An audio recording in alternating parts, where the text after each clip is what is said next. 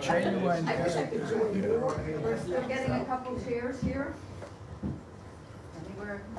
Anywhere and everywhere. Not in front of the projector, though.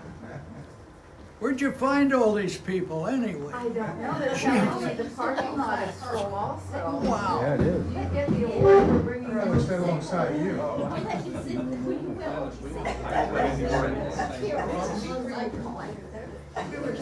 Is anybody sitting here? Nope, you Here's a chair, we need one? Yeah, we went to the. Here. have some other Go ahead. chairs. I've got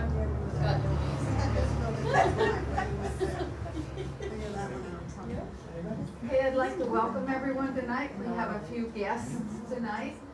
Ernie Schreffler, Louise Baumgartner, you can put your hand up and tell us if you know where Ernie is. Paul and Shirley Shoup, there, welcome. Sarah Collier, you're in the wrong line here.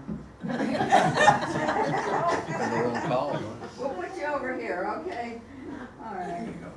Okay. Megan Klinger, who is Bob's daughter. Morgan. I can't read when I, you know.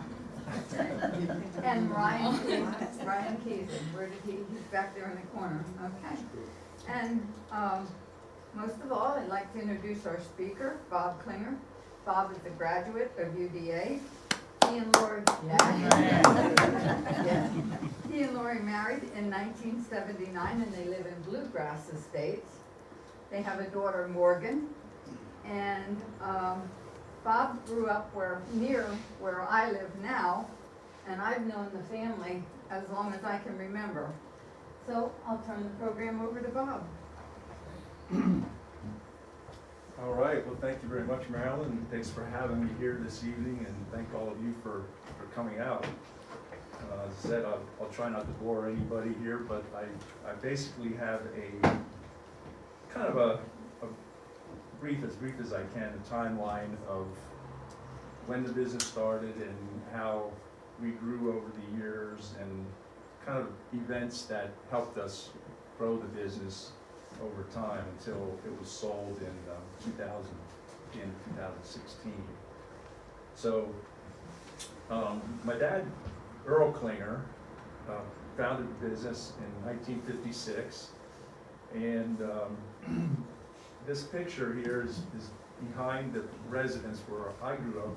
I was born in '57, but this is in the back alley of the place on 50 East Broad Street, so a couple blocks west of here.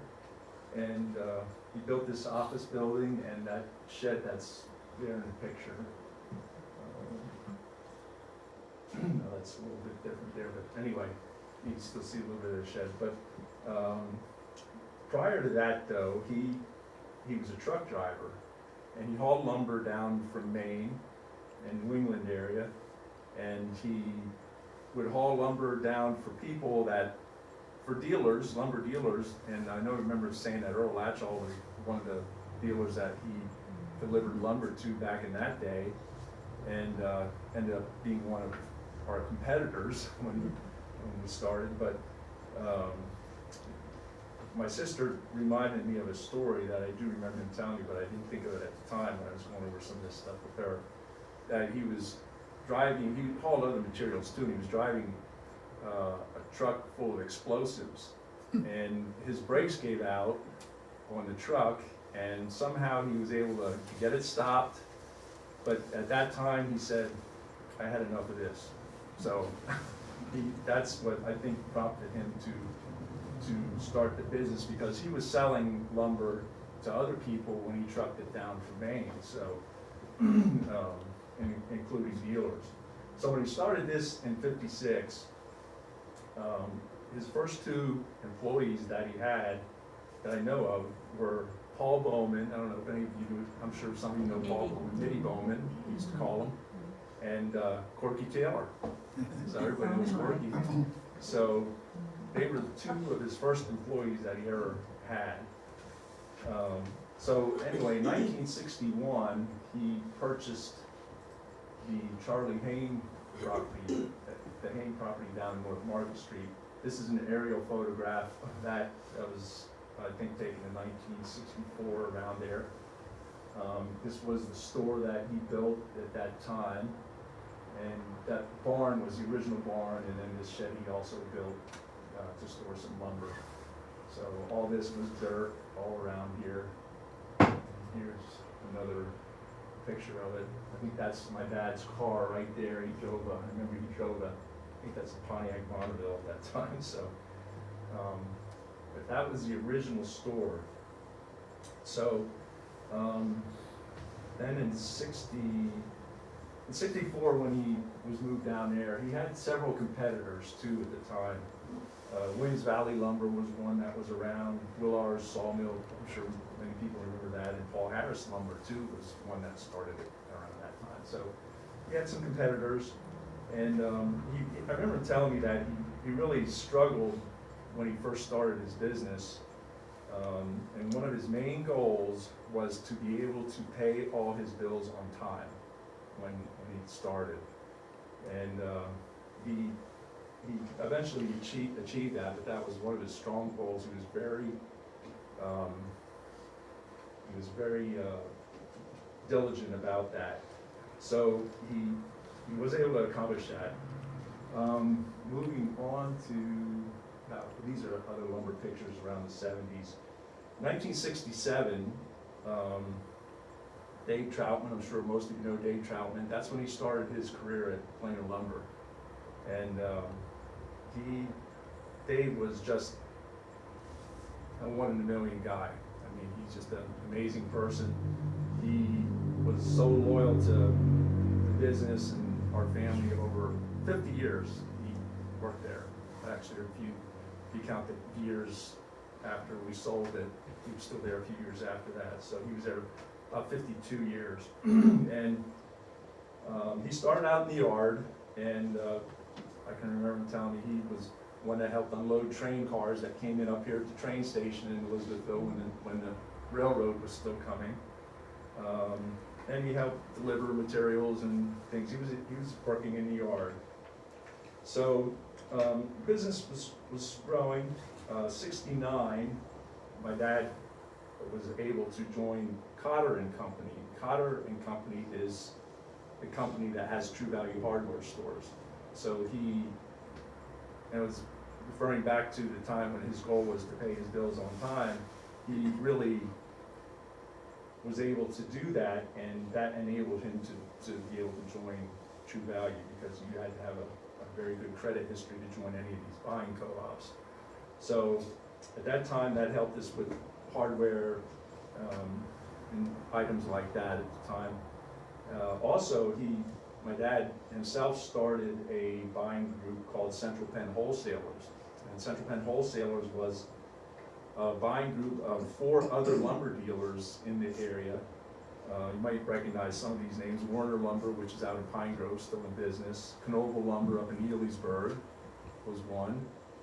Boger Lumber and Reiner Brothers Lumber were the other 2 lumber companies that were in this buying group. So that enabled them to pool truckloads of materials and things that they could get together on and then buy a little better in quantity. And I can remember my dad always telling me that in order to sell right, you've got to buy right. And that's pretty much something I'll never forget him saying, which was one of his things too, and that's why he started that group. So that went on for several years, and 1970 then, he ran out of storage space there. You can see all the lumber piles here. This is in the 70s, the early 70s here. This is behind the store. Just lumber everywhere. But he purchased the old baby barn up on Broad Street, which was across from the Elizabethville post office at the time, if everybody remembers that. It was an old horse barn, and he purchased that, and we stored lumber up there for several years, all kinds of materials, windows, I remember, and things like that.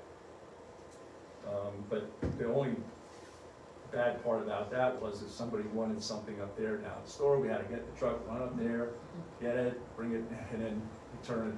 You know, sometimes the customers went up there to pick it up but we always had to be running back and forth between the two places. 1972, he was able to join another buying group called ENAP, and ENAP was a big buying co-op that was mainly served lumber dealers in the northeast part of the country. And ENAP stood for Everybody Needs a Profit, and so it's pretty basic that it was appropriately named. And this buying group really enabled us to grow our business even more over the years because he was able to buy even better through those years. 75, he purchased 2 acres of land behind this barn right here. So these, about 2 acres of land behind this. And that enabled us to build some buildings there in 76. This picture here is an aerial photograph of, I think, like summer of 76. Also in 75, he purchased another lumber yard, which is located in Trevorton. And at the time, the yard was not in business any longer, so it was set up for a lumber yard, but it was vacant. He bought it at a sale, and then he set that up and did a lot of remodeling work that needed to be done, a lot of repair work and things that had to be done, that needed to be done. But he purchased that and then opened that up. And the nice thing about that location there was it had a railroad siding. So we were able to get carloads of lumber shipped into there, and then we would truck it down to Elizabethville and keep what they needed up there at Trevorton. But, so that helped us out too as far as buying in quantities. 76, he built an addition. Now it's not in this picture here, but he built an addition onto the store here, which is mainly offices.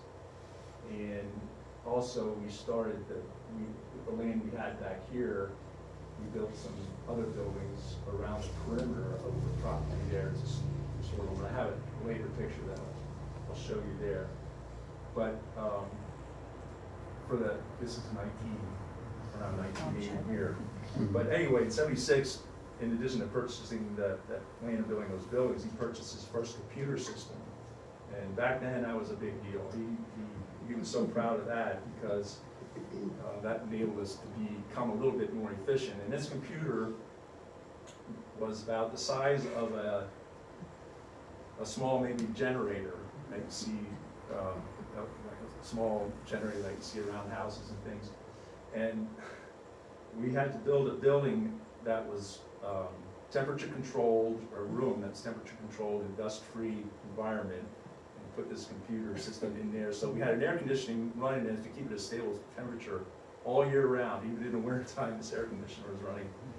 But it really helped us out as far as becoming computerized. And he'd spend hours down there, I remember in the evenings after we closed, trying to transfer inventory over into the computer system and getting accounts set up and things like that. So he loved doing that. Hey, Bob, what year was that? That was about 76, yeah. So then 78, he sold the Trevorton yard, so he didn't have it that long.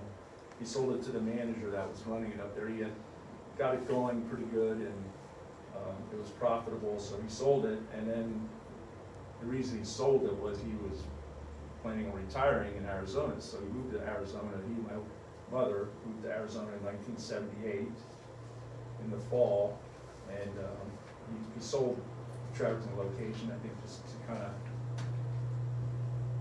relieve a little bit of stress from that and to get rid of a headache maybe that he thought might be a headache. So anyway, through the 80s, Dave Troutman was running the yard through the 80s, because I also moved out there a year later. My wife and I were married in 79, and we moved out to Arizona, lived there through the 80s. And he was one, even though he wanted to retire, he couldn't sit still, so he got involved in another a farming operation that he bought some land, and we did some farming out there of a pioneering crop at the time, but that's a whole nother story there. So, I could go on about that. Anyway, so through the eighties, we lived in Arizona. 79 actually too, we also built an addition onto the store which connected the original store building to the old barn that was there. So that helped us, you know, to have room to sell more products and things. This picture here was taken around 1980 or so with several employees. There's Dave Troutman, John Shetterly, there's Bob Shetterly. That was my father-in-law, Tom, who worked for us, Tom Lori's dad. And here, this side here, you can't quite see him, that was Tom Baker. He was from Millersburg. And so through the 80s, you see some of these other pictures here. This was taken probably in, I think that was like around 1980 or so too. Let's see. Picture of the parking lot after the addition was put on. This is the addition I was telling you about that we connected the old store to the barn here. Here, I remember this is Bobby Diddy. I don't know if you remember Bob. He worked for us for years too. This was an old station wagon that he drove around for as long as I can remember. But he always had the back of it filled with saw blades because he always sharpened saws for contractors. And the contractors would come there to pick them up after he sharpened them. This picture here was 1981. And that's, here you can see that addition. And here are the buildings that we built in '76. This was the first aerial that we had that showed that. And this was a key shed along here that we used to keep lumber under the roof in the weather. So none of this was paved at the time. Moving on here, this is another picture. This is '86. So not a whole lot changed from '81 to '86. A little bit more inventory down here. But in 1989, then, my dad and Owen Hoover, sure you know Owen Hoover, remember Owen Hoover? He had the Elizabethville Mining Company here. So they ended up trading properties.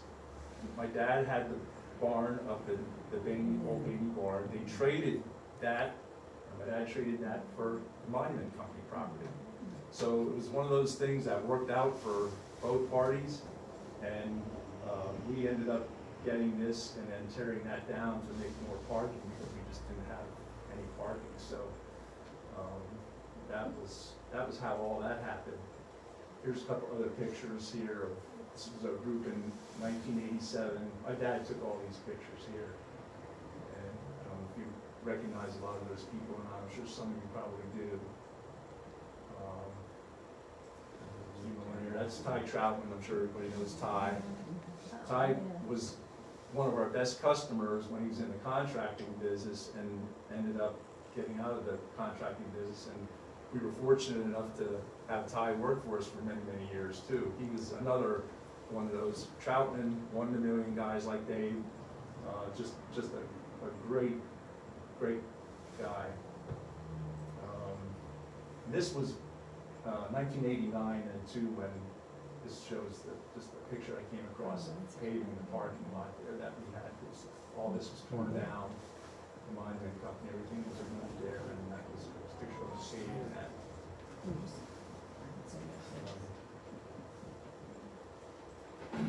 There's a picture of my dad and Dave Troutman, also in 1989. And he used to make frequent, even though he lived in Arizona, he made frequent visits back and forth to the business, probably 4 or 5 times a year actually. And he ran into some health problems then, and I made numerous trips back myself then too. Another picture here of, that's Clint Klauser and Fred Shetterly, before we looked out back to see everything's older. This also was in 1989. Another picture here, probably around 1990. Many of you remember Gene Davis. I don't know if you knew Gene or not. Gene was another, worked at the counter for us for many years there, and he tragically passed away from a heart attack in, I think 93 or so.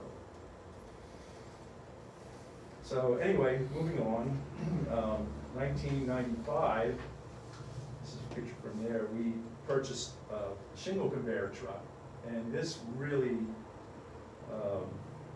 did wonders for our business as far as getting into the roofing business. We were finally able to deliver materials to the rooftop for customers and contractors.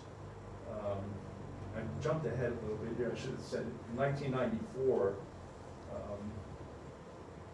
we built an addition onto the store, which was, I'll show you in a later aerial photo, but that was our biggest addition that we built.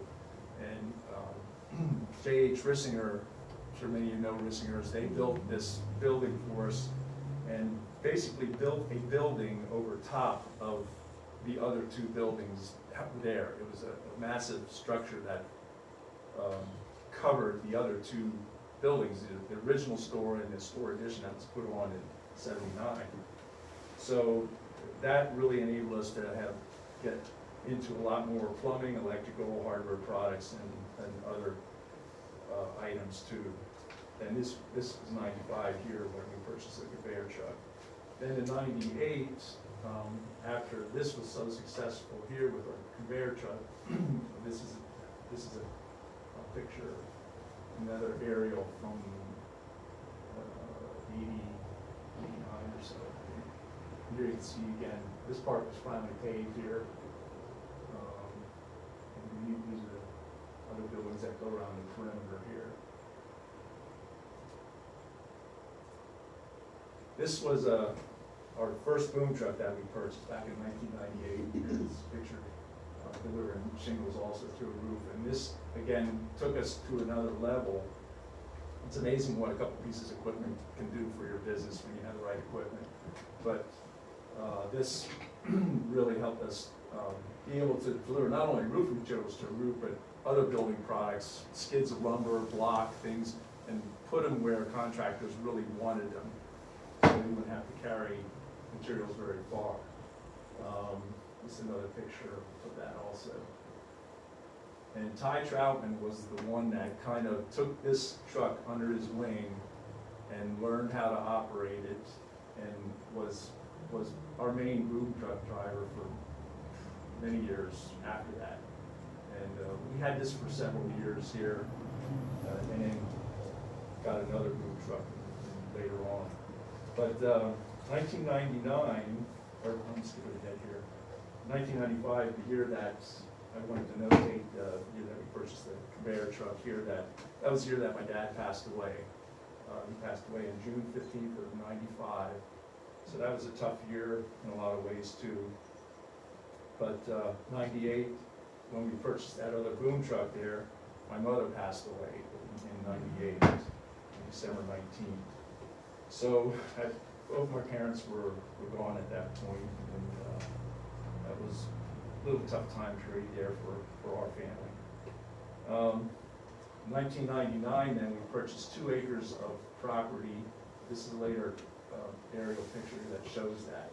But 99 was when we purchased the 2 acres of on the north border connecting to 225. So then we built, in 2001, we built this lumber storage building here. And one of my goals when I came back to the business is I wanted to try and have all of our building materials under roof. I saw too many times when we just would lose a lot of lumber, treated lumber especially, that would just twist and turn in the sun, and the sun was really hard on the materials. So I wanted to try and get all of the materials under roof, as many as we could. So this really enabled us to do that. Plus it was a drive-through, it was convenient for customers to drive in there loaded in inclement weather without getting wet or anything like that. So that was a real big boom to our business as well. 2005 then, also in 2001, when we did this building here, we connected, put a driveway down here to allow delivery trucks to use that entrance instead of going through the parking lot up here where customers were coming in and out of the store. That was a bad situation there, so once we opened this up, that alleviated a lot of the truck traffic. And once a lot of the truckers that came in there then knew they would just go down to this entrance here and come in, and then they basically unloaded in this part of the yard. 2005 was another year, we purchased a new boom truck at that time. I don't have any pictures of that, fortunately, but this was a large truck, it had a large crane on it, 62-foot reach, I think. So this enabled us to get to 3-story buildings, deliver materials, roofing materials up that high, and also just let it stretch a lot longer for other building materials. So Ty ended up driving that truck for many years as well. He learned how to use that and drove that. 2006, we built this building here. That was our last building that we built. This was a storage shed that we used for drywall. Some treated lumber was in there also, and vinyl siding was another thing too. Now this area right here was years and years ago, Lebo's, I don't know if you know the Lebo's, they lived there, Scott Lebo Minnie. and his parents. Minnie Devo. Yes. Was the and mother. Yep. Well, this was there where they lived, and then later on, Connie Wida ended up buying that place, so she lived there for quite a few years also. Well, she went to, she had some health issues, and she ended up moving up the street here, I think, to another house beside of the library. And then we were able to purchase this house here, and we ended up tearing that down and just making employee parking out of that. So that's this picture right here. So this is basically the current, this was taken in 2010, but this is kind of how it looks today. And of course, everybody remembers 2008, when the financial collapse happened. That was a kind of a tough time, but 2009 was when really things took effect, because the end of the 80s when that happened, and it definitely affected our business. I think our sales were off like maybe 15% that year, but we were well positioned. We had hardly any debt at all, so that was one fortunate thing that we had working for us at that time. 2013, we purchased another boom truck. The one that we had, we traded the first one in on the other one that we got in 2005, and then 2007 we got an additional one because it just mushroomed from there. When we had the one, it was always on the road, and a lot of times we couldn't get deliveries, so we purchased the other one, and we had 2 boom truck drivers. Kyle Weist was the other one that we had. So that's pretty much it. The business then, we sold it in 2016, and to a company by the name of Your Building Centers, which is a regional chain in Pennsylvania. They have, I think now, they purchased, since ours, they purchased 4 other locations around, so they're growing pretty rapidly, and a good company. I know things have changed a lot there at the lumber company. They don't do things quite like we used to do them, and that's can be good or bad either way, but they're still quite successful there. So that's pretty much that I have. I don't know if anybody has any questions or anything about it, but that's pretty much the history of Klingers. When you just go in the store, it doesn't look that big. Just, Yeah, going yeah. from the parking lot into the store, I didn't realize there were that many buildings. Yeah, a lot of people used to tell us that if they came there for the first time or whatever, we had no idea all this was back in the back. We usually see a lot of that from the road. But, I'm sorry, Diane, I'll get through. Yeah. How many people do you employ right now, or do they employ, I should say? I'm not exactly sure. I would say probably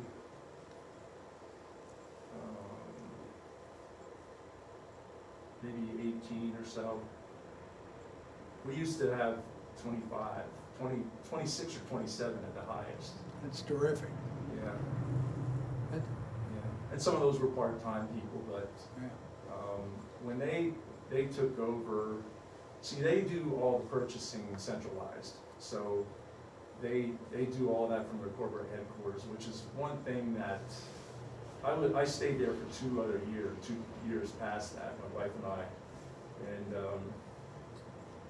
there was a lot of things that we didn't agree with them on, and just because we were used to running it a certain way, but you don't have any control of that then.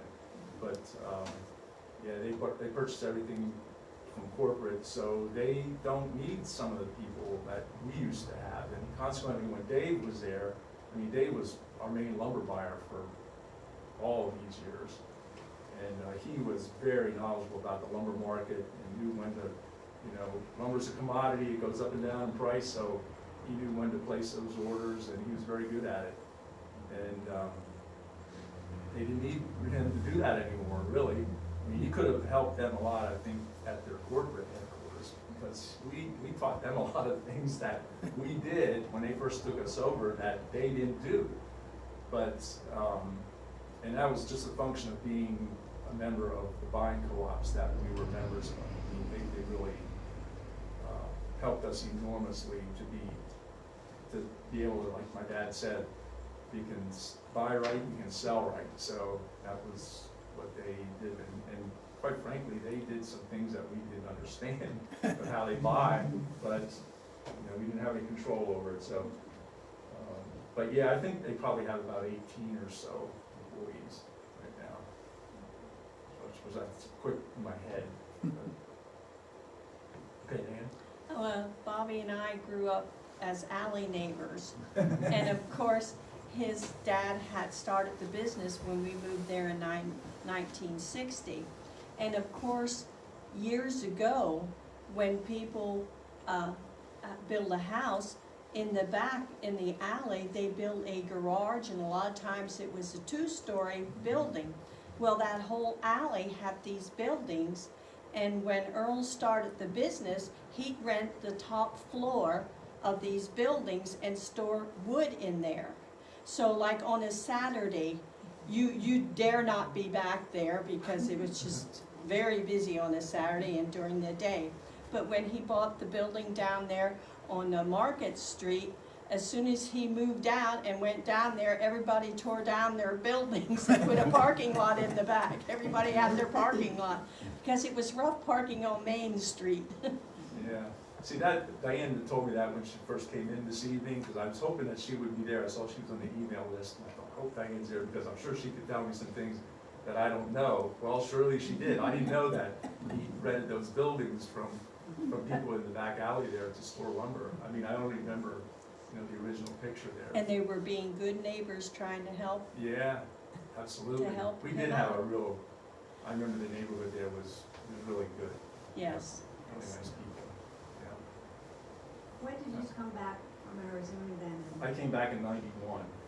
Yeah, And then you ran yeah. from that point. Where is the corporate headquarters of the new owner? Altoona. Yeah. And they have locations mostly north of here. We're probably, they have one location in Hanover that they have too. They bought that place about a year before ours, but that's the southernmost one. But everything is north of us, pretty much what they have. But they have a place in Williamsport, Muncie. Let's see, just drawing a blank here. Place Altoona, of course, they have a place here. That's our headquarters. They bought Palmerton Lumber and Palmerton here in the last couple of years. I don't know if anybody's heard of the Allensville Planing Mill. They just purchased them earlier this year, I think, in January. So that gave them another truss plant. We used to buy our trusses from Allensville, very good company, and they purchased them. So they're growing. Do they hire local people? I'm sorry? Are there local people now working at the store? Yeah, There are. yeah, mostly local people are there, yeah. In fact, I think all of them are really local people. Terry Bowser, I don't know if you know Terry, he's the manager there right now. So Terry was one of our longtime employees, so good guy. Yeah.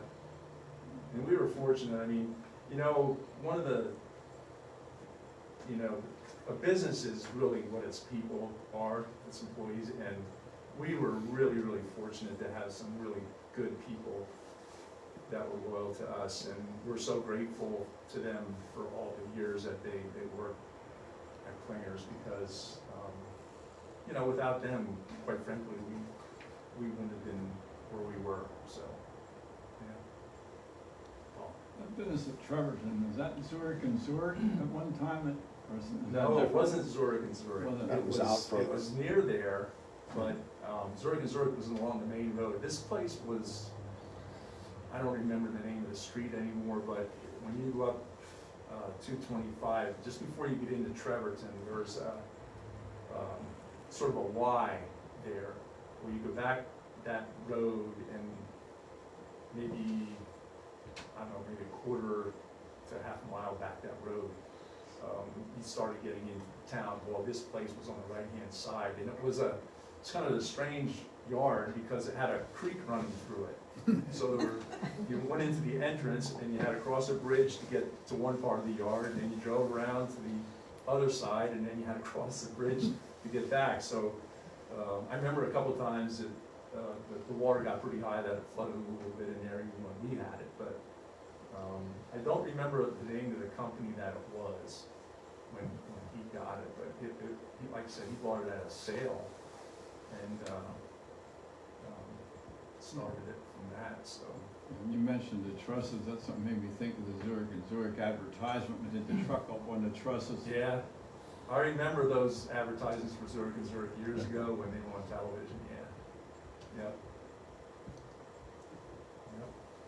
Bob, what were a couple of the biggest changes that you saw in the business over the years? Well, probably one of the biggest, I mean, we always had, when I first came back to business, you know, the Lowe's and the Home Depots were up and coming, really, but I mean, they were really starting to grow then, so they moved in, not in our area, but in Harrisburg, and I mean, they were still competitors, even though they were 25, 30 miles away, you know, that was one of the big changes. And just the, I think the technology with a lot of the equipment too, computers obviously, you know, things like that, but other than that, I mean, the building material industry is, we always kind of joke with other people that are in it, and I still keep in touch with some of the people that are really in it, but we kind of joke that all the people that are in building materials, once you start into it, it's in your blood, you just stay in the business forever. You know, it's just one of those things that, it's just weird, I guess, but it's one of those things that it's in your blood. And if you start up in it, you're gonna stay in it for the rest of your life, basically. We talk about that a lot.